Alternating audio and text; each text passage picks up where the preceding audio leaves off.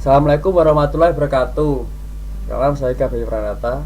Saya ingin mempresentasikan dengan tugas saya, teknik bermain tenis lapangan. Yang pertama, sejarah, definisi sejarah dunia, sejarah di Indonesia. Sejarah tenis sudah dimainkan sejak zaman Yunani kuno, Mesir dan Romawi kuno. Gambar atau pernyataan mengenai permainan yang menyerupai tenis tersebut belum pernah ditemukan. Tetapi beberapa kata bahasa Arab yang berasal dari masa Mesir kuno dinyatakan sebagai bukti. Raket mulai digunakan pada abad ke-16. Pada permainannya mulai disebut tenis yang berasal dari istilah dalam bahasa Prancis lama tenis yang diartikan tahan, terima, atau ambil. Permainan ini mulai populer di Inggris dan Prancis. Definisi tenis lapangan tersendiri, permainan menggunakan raket untuk memukul bola melewati net dan memantulkan sampai lawan tidak dapat mengembalikan bola tersebut. Bolanya terbuat dari karet. Sejarah di dunia. Pada abad 19, barulah tenis dimunculkan kembali oleh para bangsawan Inggris dengan membangun fasilitas country club atau lapangan tenis di rumahnya yang besar. Karena pada waktu itu tenis populer dimainkan di halaman rumput, maka terkenal dengan sebutan lawn tennis. Sebutan lawn tennis berasal dari seorang Inggris bernama Arthur Balfour. Sejak ditemukan lawn tennis, orang mulai bereksperimen dengan memainkannya di permukaan lain seperti kort tanah liat dan kort semen. Sejarah di Indonesia. Besar kemungkinan orang Belanda lah yang memperkenalkan tenis di Indonesia. Walaupun tidak mustahil pula permainan ini dibawa para pelaut Inggris yang singgah di kota-kota besar kepulauan Nusantara.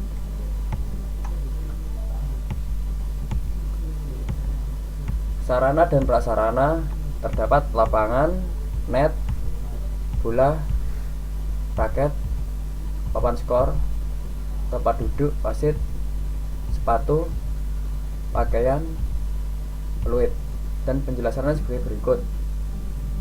Bisa lihat sendiri. Lapangan ada panjang lapangan tenis 23,78 meter. Lebar lapangan tenis adalah 10,97 meter dan sebagainya. Jarak garis servis dari garis net 6,40 meter. Dalam tenis lapangan ada 4 macam lapangan. Yang pertama, grass court, lapangan rumput; hard court, lapangan semen; clay court, lapangan tanah liat; dan indoor, dalam ruangan. Net, jarak yang net untuk permainan tunggal adalah 0,914 meter dari garis pinggir permainan tunggal. Selanjutnya bisa dibaca sendiri.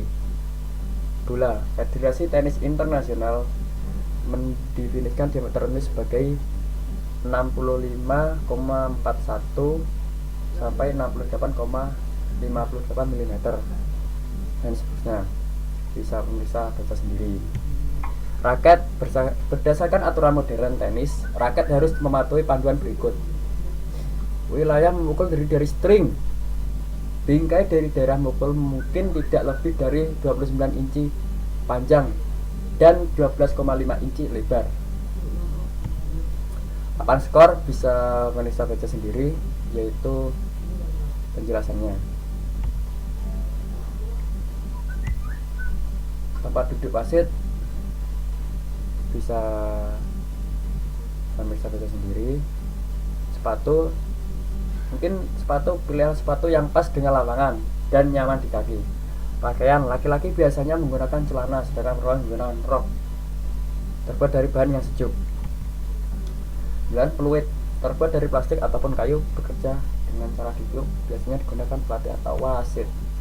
Teknik dasar bermain tenis: teknik memegang raket, grip memegang raket, ground stroke, forehand, backhand, uppercut, pukulan servis, pukulan volley, pengembalian servis, terbesar, lob, and smash. Teknik memegang raket: one-handed backhand atau forehand, two-handed backhand atau forehand.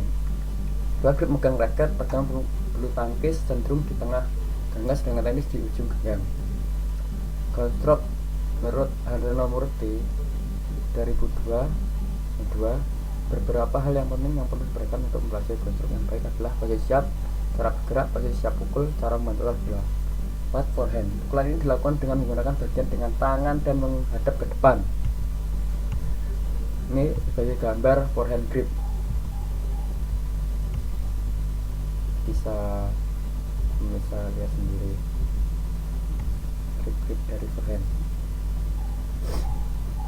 Forehand grip ini merupakan grip klasik yang selalu digunakan oleh pemain tenis zaman dahulu.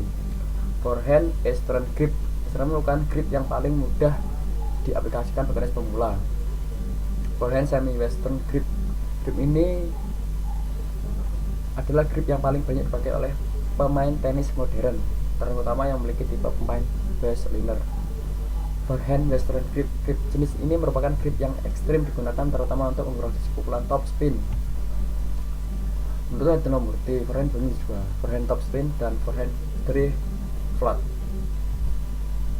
Backhand pukulan dasar kedua dalam permainan tenis, yaitu ada backhand satu tangan dan backhand dua tangan. Menurut Murti ini menjadi 4: backhand top spin, backhand drive, backhand slant, two-handed backhand. Uppercut. Pukulan ini dilakukan jika melihat bola lawan pendek atau jatuh di daerah tengah lapangan. Pukulan pada uppercut juga bisa disebut pukulan serangan, karena biasanya menekan pada penempatan bola dengan tujuan mempersulit lawan dan diakhiri dengan volley. Pukulan servis. Servis merupakan pukulan pembuka permainan. Ada beberapa teknik melakukan servis, yaitu kick service, slant service, twist service. Pukulan volley. Pukulan ini merupakan pukulan yang paling sulit untuk dikuasai khususnya bagi pemula. Selanjutnya pengembalian servis. Pukulan yang sama dengan pukulan construct, biasanya hanya bedanya tekanan yang terjadi pada pengembalian servis sangat besar.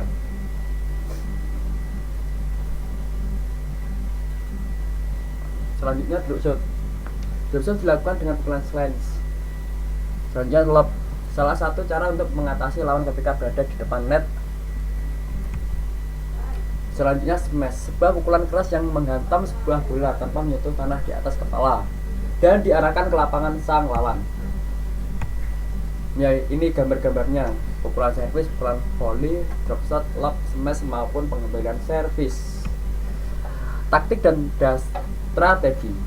Taktik dan strategi dalam bermain tunggal, yaitu konsisten dan pengambilan resiko, memukul bola tajam, memanfaatkan kelemahan lawan, pengembangan batas tinggi untuk kesalahan, pemulihan untuk posisi tembakan selanjutnya. Taktik dan strategi dalam bermain ganda: bermain persentase tembakan dan bermain konsisten. Jangan terjebak di tengah lapangan. Dapatkan servis pertama di permainan. Coba untuk mendekatkan ke net segera mungkin. Ambil keuntungan net lawan dengan lob. Memukul bola di tengah, mengembalikan servis menyilang atau di atas kepala pemain. Kembalikan lob dengan lob tanpa mengelob. Tetap menjaga bola rendah melewati net. Bermain sebagai tim, menahan serangan ketika berada pada net untuk menjaga tembakan tim lawan. Berkomunikasi dengan pasangan. Dalam taktik dan strategi tersebut adalah menyerang, bertahan, dan gabungan. Dan biar mencapai hasil yang diinginkan, pemain harus bisa membaca permainan lawan. Latihan fisik. Urutan penekanan latihan: pembentukan kondisi fisik, pembentukan teknik, pembentukan taktik, pembentukan mental, dan kematangan juara.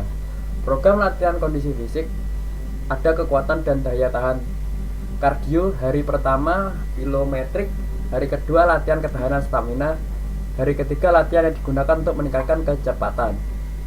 Itu menjadi dari kardio. Latihan mental: penyempurnaan atlet secara serempak, selaras, seimbang antara fisik dan mental dalam proses pelatihan merupakan suatu keharusan untuk dilatih sejak umur dini sampai umur emas. Program pembinaan mental. Program pembinaan mental merupakan bagian penting dari program pelatihan tim tenis lapangan. Dalam program yang dikerjakan selama 6 bulan, tim pelatih harus senantiasa melakukan pembinaan mental. Pembinaan mental dilakukan sepanjang atlet menjalani latihan olahraga, karena seharusnya latihan mental merupakan bagian tidak terpisah dari program latihan tahunan atau periodisasi latihan. Gambarnya berikut. Ada penjelasannya gambar di bawah. Peraturan tenis lapangan. Aturan waktu permainan. Permainan memiliki waktu delay jeda maksimal 20 detik. Pada akhir game, ganjil pemain memiliki waktu istirahat 90 detik.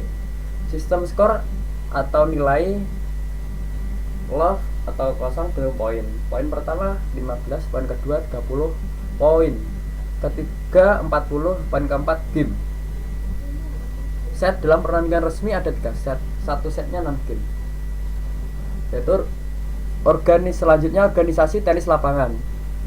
Induk Organisasi Tenis Lapangan Nasional Indonesia bisa disingkat dengan PELTI. Adalah induk Organisasi Tenis Indonesia.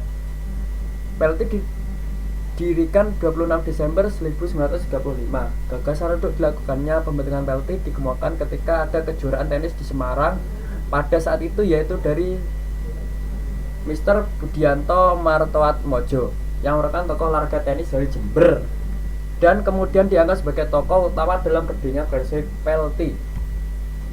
Induk Organisasi Tenis Lapangan Internasional (ITF) adalah federasi tenis internasional atau badan pengelola tenis dunia dan terdiri dari 205 badan asosiasi tenis nasional.